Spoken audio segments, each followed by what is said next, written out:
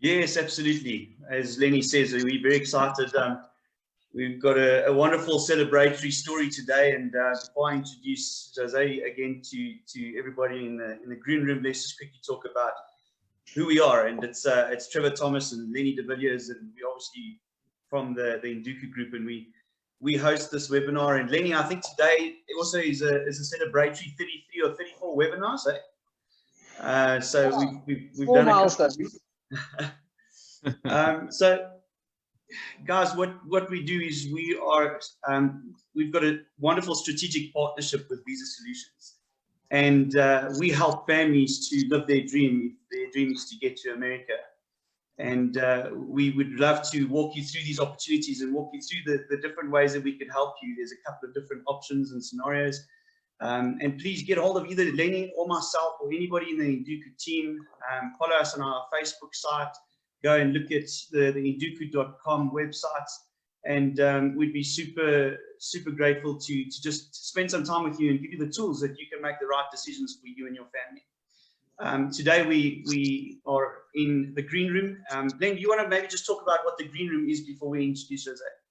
Yeah, guys, so the green room is the immigration space that we have created to help people in any forms of immigration, people that are going to even to Panama. You would need some of the information that we do give you from the green room. So it's not just for our applicants that are going to go to the States, but it's for anyone that is linked to immigration. So please feel free to look at all the 30 immigration webinars that we've had in the past. Go into our Facebook page, look at some of those links. We are about to link all these things up on our YouTube page as well, which is just a little bit easier to go through. But you know, this is just a great space where we cover topics of immigration, relating to immigrating with pets, psychology of immigration, immigrating with guns, financial immigration. We go through, obviously, through our program as well, where we highlight some strategic views on immigrating to America with a green card. We've covered various aspects of our program on the E2, on the EB3, documentation that you require on immigrating to any space. You know, so it is a friendly, open space where we invite you also to come onto our page and tell us what topics you would like us to cover as well, and we will get the necessary experienced people in the program or in their fields to come live on with us to explain how it works. What are the costs that you can think of? Because lots of times people start thinking of immigration topics maybe too late, and we don't want this. So the green room is a friendly space to help you immigrate successfully. I know it sounds like a funny saying, but you know, immigrating successfully is like taking care of the small things so that when you go eventually to the destination that you want to go to, you don't have the worries that you would have had if you didn't have the information. So be prepared, come and get the information from us. So today is a different webinar. So today it's one of those things. I heard someone say yesterday that I think the two of the biggest words of this year is unprecedented times, and you are on mute. You know, so I think what we want to do is we want to call for precedented times. So we have got a webinar where we're going to celebrate a milestone and celebrate people that have made a difference in other people's lives. So I'm going to hand over to Trevor to set this up for us. Yeah, thank you, Lenny. Jose, it's such an honor to have you with us today, and thank you for taking the time. We know that you are very busy, but today we welcome you to the green room, and in doing that, we salute you. We've got our champagne bottles with us. A big congratulations to you. 12 years of Visa Solutions. What an amazing milestone. I mean, what a great thing to celebrate. So firstly, welcome, Jose, as the CEO of Visa Solutions. We welcome you to the green room. How do you feel, sir, as having this 12 years, this big milestone for Visa Solutions? Well, it's been an amazing journey. We had a fantastic celebration with all our team yesterday, and people from all our offices in Poland, South Africa, in the Philippines, in Mexico, in Colombia. We were streaming we're having a good time. We're having food, celebrating, singing happy birthday on 10 different languages because there's a lot of diversity. And that's just in South Africa. Yes. And we're just having a great time and celebrating the last 12 years of success and celebrating not only the success of the company, but just going through the history and realizing that throughout these 12 years, we've been able to help a bunch of people reach their objectives, and that was very, very rewarding. So Yeah. it's been a great journey. We're ready for the next 12, for the next 50. We're here. Excellent. Jose, and tell me, as you as the CEO and the founder of the company, from a personal perspective, your personal feelings on this week of celebrations. I mean, give us a little bit of insight about how you feel as the owner and the CEO of the company. Sorry, Trevor. Can you repeat, because it was cutting a little bit? Yeah, sure. Is that better? Can you hear me now? Yes, I think I can. Yes. I was just going to ask you, Jose, in your personal capacity as the founder or the co-founder and CEO of the company, how do you feel as a person today, this week? What does it mean to you? Well, like I said, it feels great, but it also feels a ton of responsibility because now we have more commitment with clients, with applicants, with partners, with our internal team. So, it makes me wake up earlier in the morning and go to sleep later at night. I mean, I don't complain. I'm having a great time. This was our mission. This was our vision, and we're living it, and we're enjoying the moment, definitely. Jose, so I mean, maybe if you can take us back. I'm sure the 12 years feel like it was maybe just yesterday when you and I think it was your mom, when you guys decided to take this project on and on a full-term basis and actually make it a company. Maybe just take us back to those moments, your thoughts and the reasons why you guys wanted to do this, so that we can get a bit of a feeling that we are with you guys in that initial meeting and to see why you guys wanted to do what you're doing and if it actually planned out the way you guys initially intended. Yeah, so we actually started in the immigration business in 2005. I was a real estate developer. I had no idea about immigration, nothing, right? It was a foreign word for me, and as well as for my mom, which she is the co-founder of the company. So it was in 2005, and then I got a call from a friend. I studied a degree in Chicago back in 2000, and then I received this call from Tom, friend of mine, and he wanted to expand his business into Mexico. I was living at that time in Mexico, so I offered my assistance. I helped him set up the company and go through the process of executing his business plan. And then eventually we ended up joining forces, and I ended up, falling in love with the immigration world. At some point, we, my mother and I decided to buy his share in the company. We kept the company, and then we started growing a lot. Within about 8 months from that date, we were approached by a private equity fund in the United States. They bought 50% of the company. That was in 2006, 2007. And then about 6 months later, they decided that they wanted to buy the entire company. So we sold the company. It was called Liberty Labor that time. And we said, okay, we're going to take a break 6 months, and then we'll figure out what we're going to do with our lives. And then a few months later, well, not a few months later, like a year later, we're working on a different project, and then our clients start calling us to say that, to tell us, hey, did you hear the news? And we were like, no, what happened? Well, the company went bankrupt, right? They went bankrupt.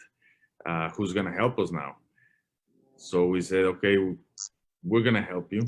We're gonna help you. We didn't have a non-compete or anything like that, and thus the company, Liberty Labor, didn't exist anymore because they went bankrupt. So at that time, we decided to move to the US in 2008, create visa solutions, and start a new kind of company. And we literally moved together, kind of like, my mother, my sisters, blah, blah, and my family. We moved to the United States the same day. We formed the company here in Texas, and it was just, her and me, a tiny office, a old printer, couple of computers, and that was it. And 12 years from there, here we are, and it is with a lot of effort and passion that we've got to this place, and we're very grateful. It's an amazing story. Jose, tell me, as you mentioned now, I mean, you started off in a small office and with the basics as you started initially in this. Today, you celebrate having a footprint worldwide. You've got offices, like you've mentioned, in Vietnam, Poland, South Africa, to name a few. How have you found doing these businesses or these different offices in the different countries, the different diversities, different cultures? How have you found that, and has that been challenging, or have you enjoyed the different diversities that comes with that? Yeah, it is definitely a challenge. It is a challenge to work remotely with teams all over the world that are in different time zones, different cultures, different ways of doing things. But at the end, we all share one common objective, which is helping people around the world live their own version of the American dream. Because we are diverse, we're multicultural. We understand.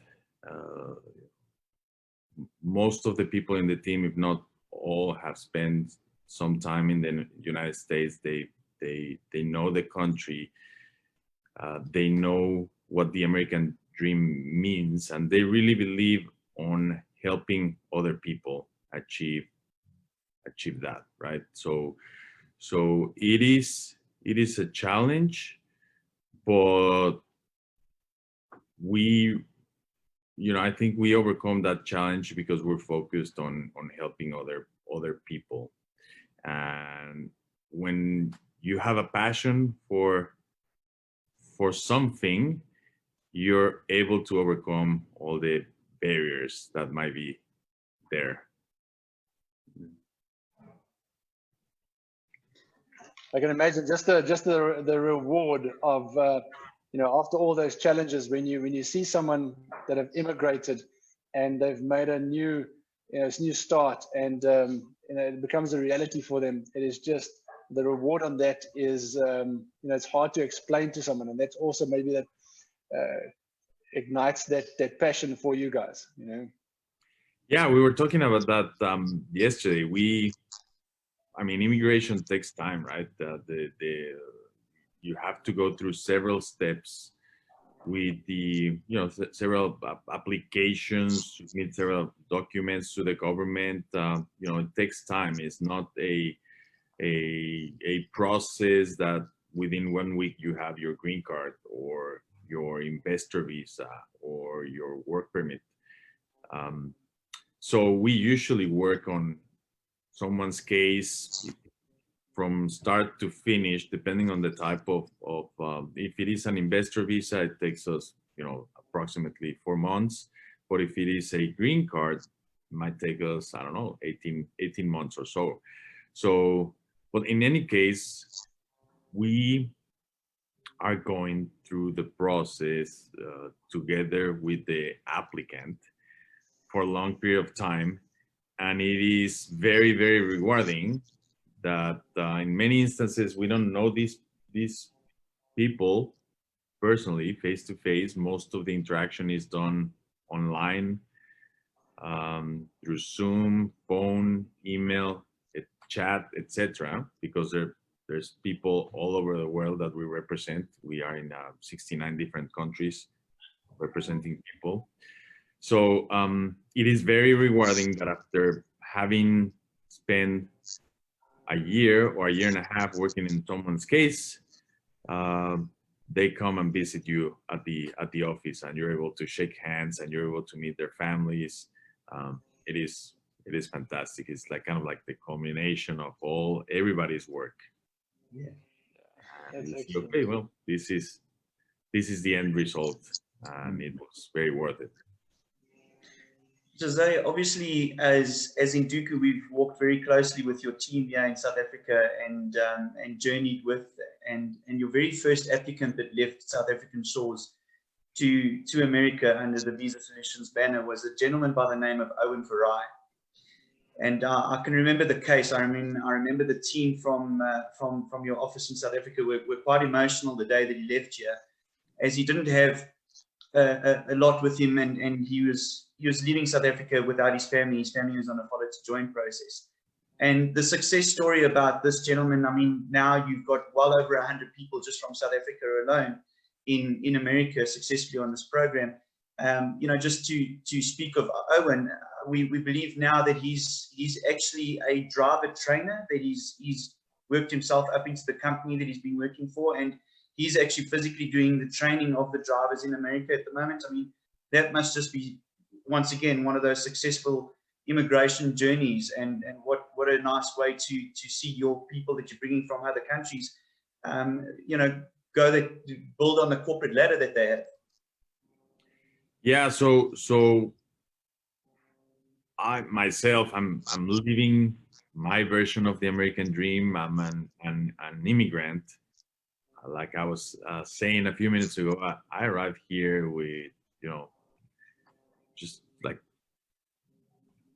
bunch of piece of luggage, and I started like a new life together with my family in a different country, right? And because this country offers, it's full of opportunities. We want to do everything that we can to set people for success, whether it's an investor coming on an E2 visa, or a truck driver, or a diesel mechanic, or a delivery driver, or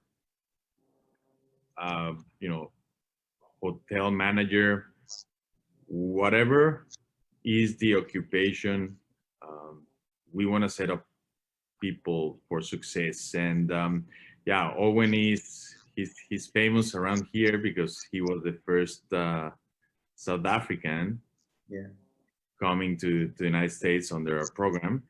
And it is just one example of what the American dream means. His intention was to be a truck driver, to be a great truck driver, but he's been rewarded. He's been rewarded by his employer, and now he's a driver trainer. And I think that even brighter things are in his future ahead of him. Yeah, we definitely hope so, for sure. So, I mean, Jose, also, I mean, like you said, you are living the American dream. And I mean, who better to tap into the success that you guys have had at the moment? You know, just so we can maybe also just dig into your success a little bit. Perhaps you can go into a bit more detail just about for people that are looking to come to America and to maybe start their own businesses as well. We've got a whole bunch of entrepreneurs in our program as well. Just how do you build confidence that you could build a successful brand at the beginning of your journey? And I mean, America is the home of being an entrepreneur. And then do you feel that, you know, anyone can be a successful entrepreneur in America? Well, it takes drive and dedication. It's a very competitive market. But if you have those two things, you know, drive, dedication, if you have passion for what you're doing, you know, what I experienced is that I was an entrepreneur before in Mexico, and I was working very hard, and I was committed to my projects, and I was trying to do everything right. But usually in other places in the world, it might not be an ideal environment for entrepreneurs because of you know, bureaucracy or corruption, or you know, just the way the system works. And I found out that by putting exactly the same passion, commitment, dedication, I was able to, you know, do much more here, to work faster, smarter, to, you know, to, the market is huge here. It has huge potential. So I was doing the same and obtaining way better results over here. And at the time, I had other business dealings in Mexico, and I was just working too hard on those deals, and they were moving very slow. And I was working, you know, very hard here, and our business ventures were moving much faster, much more efficiently. So I believe that anyone that has a passion, a drive to succeed, they will find their niche, and they will be able to grow and be very successful here. I mean, there's always a learning curve. The first few months when you arrive, it's always a learning curve. It is normal, but I always say, look, a very successful restaurant owner in other countries, for example, other countries in Latin America, a very successful restaurant owner might have super successful, might have, I don't know, 50 different branches, 100 different branches. Here, you can have that in one city, and there's 300 very large cities in America, 400. I don't know. I don't even know the number, but the market is just, it's really large, really large. So possibilities for success, there are many. Yeah. So, Jose, if we can, let's talk a little bit about the future. We've spoken a little bit about the past of Visa Solutions. We're excited to be part of your new launch in terms of the E2 and the offering that we have there for people that would like to invest to get into America. So that's obviously now on the cards from, let's say, officially from the 1st of September. Have you got any little snippets or anything else that you could share with us, just to cite us a little bit about the new offerings coming from Visa Solutions? Yeah, we're scared in a good way about that program because we've had tremendous, good response about that program. We haven't even launched the program, and we already have several people very interested on taking the next step. We've been, let's say, informally promoting it between a few, and we're seeing it, I think, what will be a very successful program in the making. E2 is our newest program, and it is meant for people that are willing to invest a substantial amount of money into the country, generate employment, and in return, they will obtain an investor visa. That it depends from what country you are, but it's usually valid for 4 or 5 years, right? There's 82 countries that have a treaty of commerce with the United States, and if your country of nationality is any of those 82 from any of those 82 countries, then you can apply for the investor visa. Now, it is not the EB-5. The EB-5 is a completely different type of program that requires for the investor to invest at least $900,000. The E2, it's also an investor visa, but it's a completely different type of program. The investment must be on a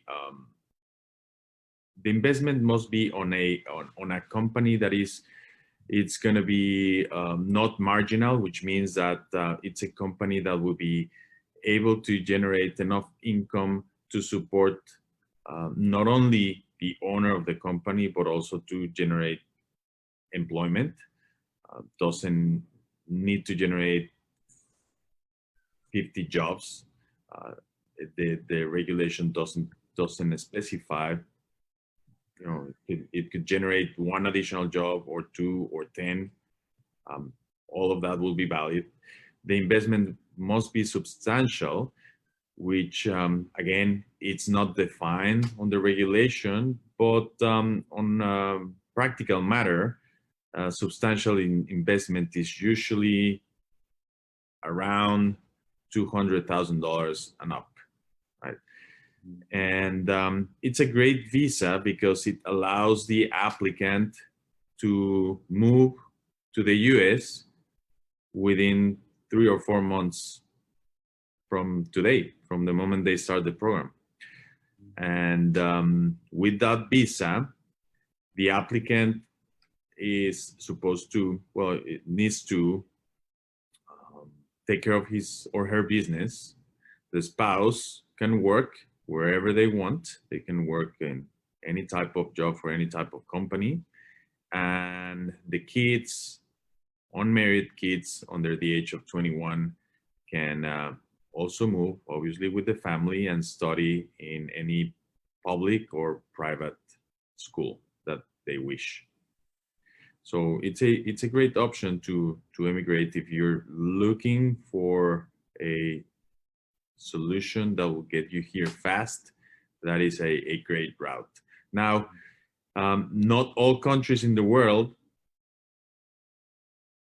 are eligible to apply for this visa, but many people, what they do, if they see that their country is not in the list, which in this case, for example, South Africa, unfortunately, is not on the list. But there's some people in South Africa that have dual nationality, right? So if you have dual nationality, then you can use the other nationality to apply for this E2 visa, and that's perfectly fine. Yeah, excellent. I mean, that's an exciting space, and we can't wait to open that one to the people that qualify. Jose, if we can just maybe move on to some of the questions that our panelists have got here. So from Drini, she's asking, is it possible for someone to build and gather enough funds for retirement if you are already in your 40s? So majority of our applicants that are in the program is probably middle age. So they want to try and understand, maybe what is the hope that is lying ahead for them? Will they be able to retire? Will they be able to, when they start this new life, will they be able to have enough life? Or are they going to work for the rest of their lives? And if we're coming from South Africa, this is sometimes the realities that we are facing with. You're going, I might have to work the rest of my life, Yeah, no. So I think that's a good question, a fair question, and we talk to people every day that are stuck in their countries. They love their countries, but they feel that they're stuck in their position, in their company, and that there's no opportunities for growth. So because of that question is completely valid. Many people stay in the same job for many years because there's limited opportunities to climb up the ladder. Well, because this is the largest economy in the world, there's more opportunities for everyone. And we have seen that immigrants, people that are coming from other countries, they come here very determined to succeed. They come here, they move their family, they start a new journey, not just to be average, but usually to be way above average, and that pays off. So how early can you retire? Well, that depends on the journey that you embark here in America. We will help you with everything that you need to be successful, but the last piece of the puzzle, it's put by you, right? Yeah. Jose, I think that's very good advice there as well. And I think one of the questions that was there was relative to people that are, for example, between the age of 55 and 60, coming to America. They're concerned about their medical. If you were in America for a certain amount of time, once you reach the age of 65, you automatically become covered by the government. If you are in this program, how does that then get impacted in terms of your medical? Well, like you said, I mean, you are at certain age, you're covered by the government. There's certain government programs that you can use to support your if anybody gets sick, needs to go to a hospital or to the doctor, there's certain programs to support you with that. It's healthcare, it's an issue in the United States for everyone. It's an issue of concern. Everybody is concerned about making sure that they're covered, because healthcare, it is expensive, right? Healthcare services. So there's options. There's private insurance, right? That really good companies that you pay a price for the policy, but once you're covered, they're not going to be neglecting service. They're really good companies, very big companies with good reputation, and you'll be covered, basically unlimited. Whatever you need, they will take care of the bill.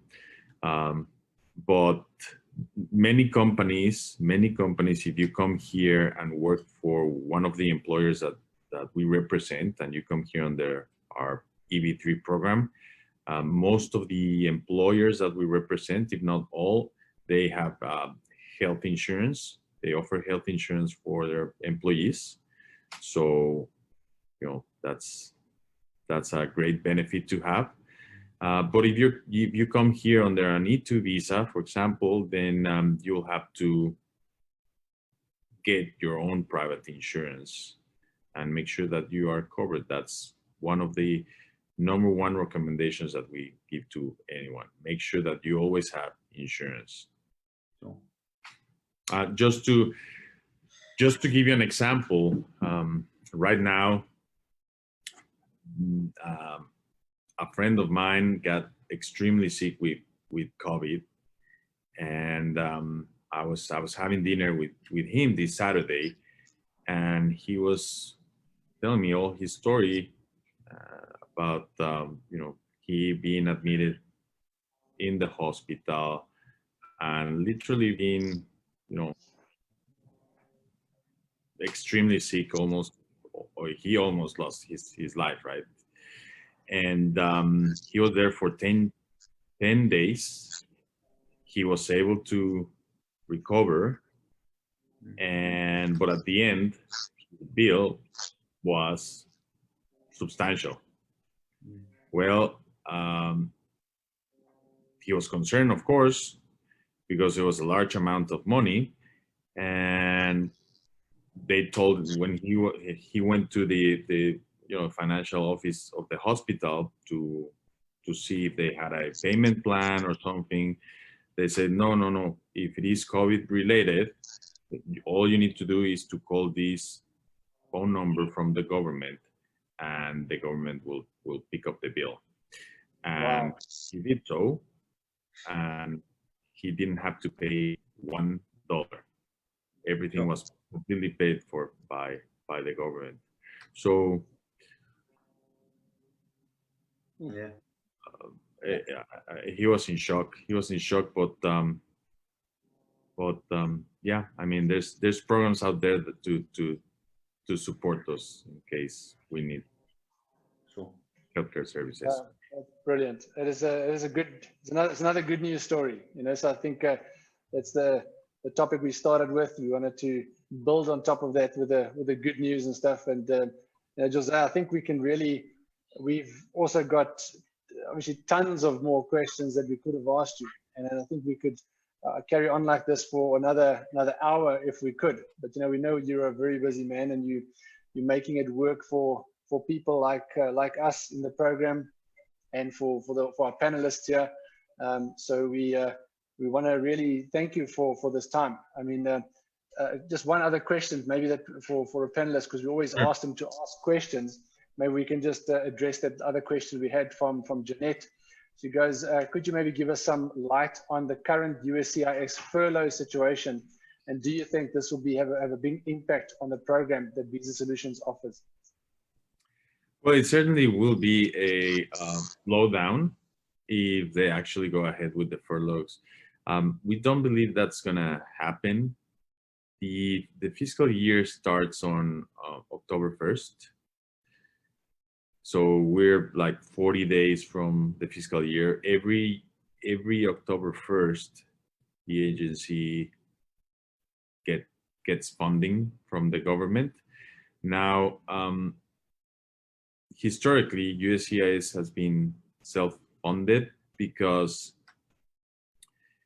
they take fees from applicants, and they're able to self-sustain by collecting those fees. Well, the problem that happened with USCIS is that there was very little activity going on at that level. Therefore, they were not able to collect, fees for so many months, and therefore, their reserves started running low. But I think we're seeing a lot of movement in immigration. We're busy than ever, and we talk to other people in the same industry, and they tell us the same, that they're super busy because people now are taking this time to looking at options, right? To looking at options to immigrate, to start a new career, a new life, to embark in a new venture. And because of that, we're very busy, and I believe that when we're busy, obviously USCIS gets fees, and I believe that the furlough situation is gonna go away, hopefully. Otherwise, definitely will have an impact. It's not like they're gonna shut down everything, but they're just gonna let a lot of people go, and that's gonna slow down the process. 100%. So, Jose, again, we thank you for your time. We really celebrate this time with you. I think that it's truly a massive milestone in the history of visa solutions. And we as Induku are proud to be in partnership with you and to change people's lives and to make people's immigration process an easy one, firstly, secondly, a successful one. And for Lenny and I, we thank you for your time. We thank you for your partnership. We thank you for that which you have done in the last 12 years and what you are going to be doing going forward. And we trust that we together can help you to take your business where you are wanting to take it. Thank you very much, Trevor, Lenny, and everybody that participated in this webinar. We are what we are because of you, because of your commitment. You guys do everything very professional, and you know, it's an honor and a pleasure to partner with you guys. You are a great example of excellence, and we usually try to join forces with companies like you. We hope to be working together for many years down the road, and we'll be happy to support any applicants that are interested in exploring their options here in America. Excellent. And on that, until we meet, again face to face, until we can have one of these ourselves with you, we wish you all the best and happy birthday for your company. Yeah, happy birthday. Thank you very much. Thank you very much. Thanks, Jose. We at least it's about 20 to 4 years, so Lenny and I can go and enjoy a glass. You've just started your day, so we'll cheers you later again. 8:45 a.m. over here. Enjoy the rest of your day, and thank you for inviting me. Thank you. Thanks very much for your time, Jose. All the best. Thanks, Jose. Cheers, everybody. Bye.